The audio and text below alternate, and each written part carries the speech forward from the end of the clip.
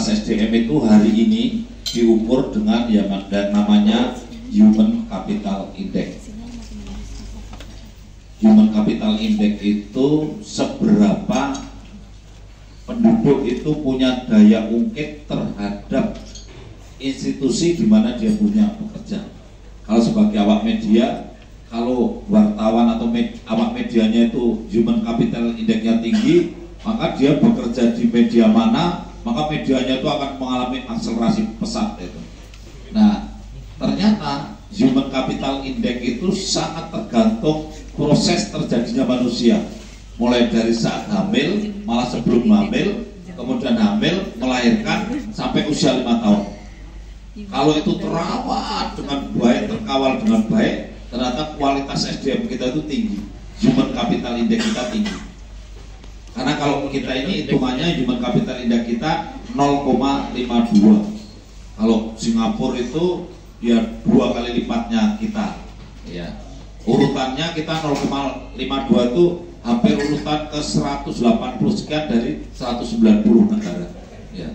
Jadi sebetulnya Human Capital Index kita ini untuk mengukur itu. Nah, kenapa saya bilang satu kampung satu bidan itu penting? Karena yang mengawal proses terbentuk regenerasi manusia itu adalah petugas kesehatan atau salah satunya bidan. Tidak harus bidan sih, petugas kesehatan lainnya juga bisa, supaya dijamin bahwa proses reproduksi di kota Yogyakarta ini berjalan dengan normal dan bayinya sehat, stuntingnya juga turun karena stuntingnya masih cenderung naik, sehingga produk yang dihasilkan itu berkualitas. Sebetulnya itu. Nah, seiring dengan itu ternyata kota Jogja ini juga kota yang aging population. Jadi usia tuanya itu meningkat terus, sekarang 16%.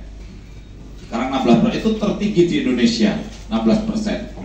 Dan perempuan lebih banyak, jadi janda-janda tua lebih banyak daripada duda-duda. Ya. Ini teman-teman media ini yang perempuan sedikit sekarang ya. Tapi Anda itu kalau tinggal di Jogja lebih panjang umur daripada Mas Kuntet yang gagah gitu ya. Yang cowok kan gagah-gagah aja. Tapi gagah-gagah kita ini ya ternyata harapan hidupnya lebih pendek daripada ibu-ibu. Nah, oleh karena itu lansia jadi penting sekali di Jogja ini.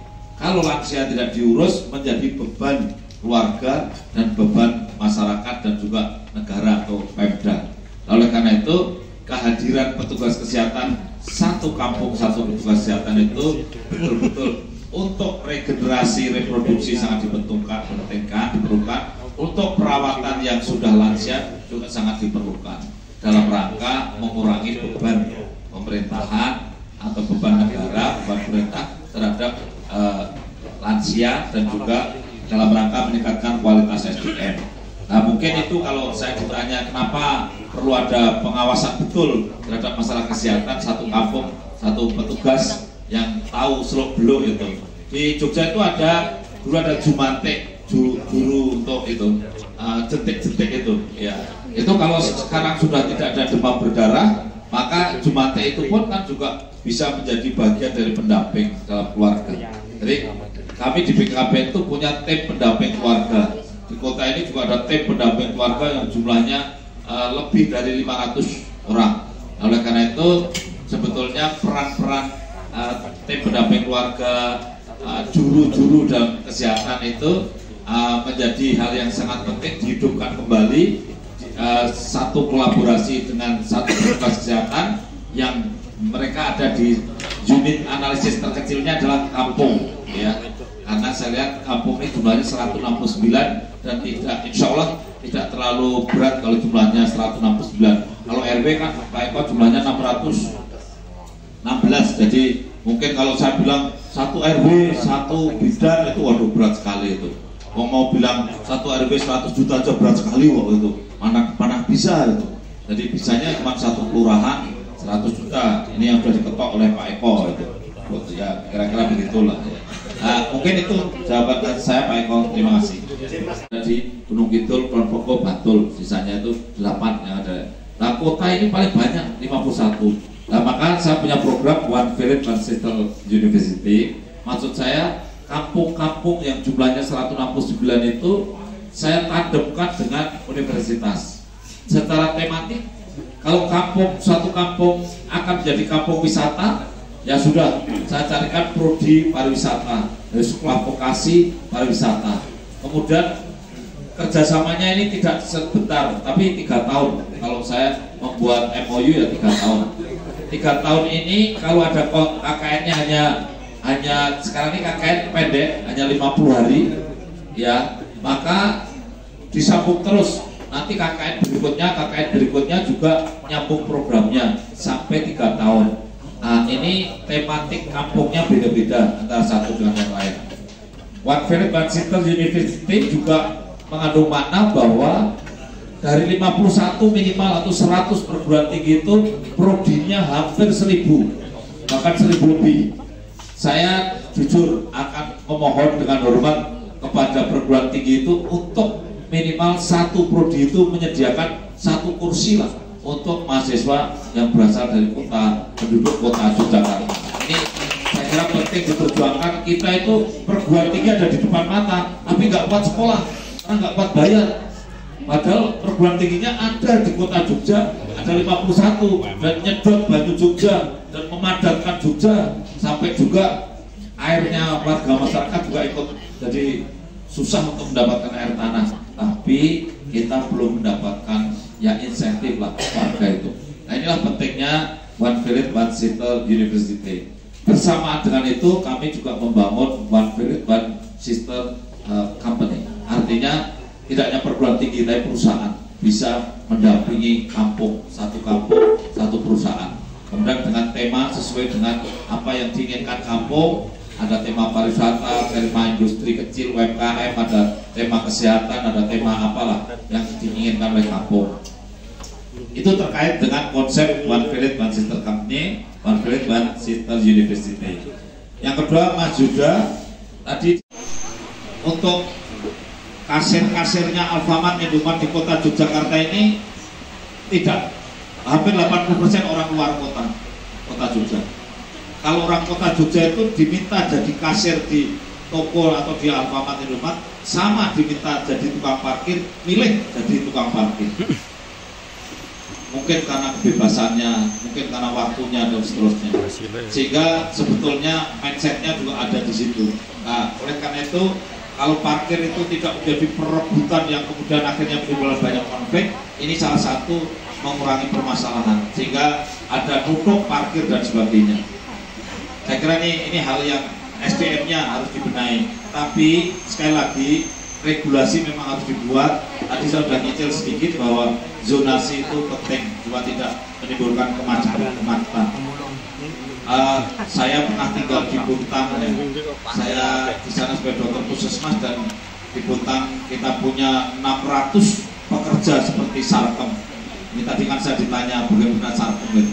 Ternyata melimitasinya itu adalah pelan tapi pasti yang terjadi, karena dengan cara kalau usia sudah bertambah tua, kemudian tidak menambah yang baru, kemudian ada pekerjaan baru, maka ini menjadi sesuatu yang solusi yang terbaik yang dilakukan. Saya di Lotuan di Buntang tuh seperti itu saya lihat.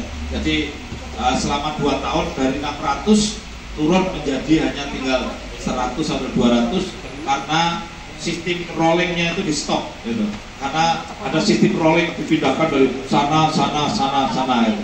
Nah, sistem rollingnya di stopnya itu semakin menopause gitu ya.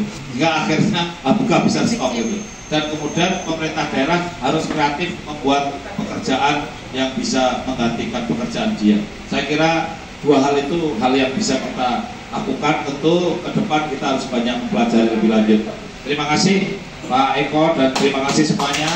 Nah, semuanya kalau tadi Mas Mbak semuanya sudah kenal baik dengan Pak Hasto, mungkin masih banyak yang belum tahu saya ataupun belum kenal baik.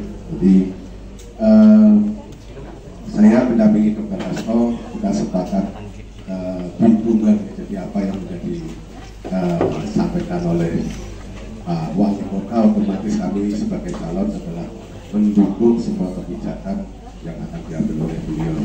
Kemudian tadi sampaikan bahwa banyak isu-isu selama ini. Pagi-pagi kita juga belajar masalah mengenai pekerja serikat pekerja dari rokok ya Pak, ya, itu juga jadi di posko. Jadi kalau kita bicara di Yogyakarta ini justru 90% lebih adalah UKM. Jadi adalah ke depan akan menjadi satu hal yang wajib kita cermati dan kita jalani bersama, penguatan sektor ekonomi berbasis UMKM dengan yang selama ini sudah berjalan akan kita lebih tingkatkan lagi. Nah, justru pada kesempatan hari ini mari kita sama-sama beri banyak masukan. Seperti kita juga ketahui Jogja kota pariwisata, kemarin juga kita sempat bahas juga mengenai sport tourism sebagai potensi peningkatan untuk long stay-nya, length of stay dari pariwisata di Yogyakarta. Di diskusi ini kami harapkan walaupun kita kemas santai saja, nggak usah serius, justru masukan dari media di sini. Kita juga senang sekali kalau seandainya siang hari ini itu kita mendapatkan masukan-masukan ya. Sedangkan sebagai ya bahasanya sebagai keynote-nya, kalau saya ya bahwa kota Yogyakarta ini adalah kota yang adanya adalah sumber daya manusia. Mau jual batu andesit ya enggak ada, mau jual pasir ya orang-orang, harap jual kayu ya enggak ada, mau jual jagung ya atau panen jagung, jual padi juga tidak pernah panen padi, nangkep iwak paling lelene tanggane paling-paling ya. Tapi sungai yang ikannya banyak juga tidak ada.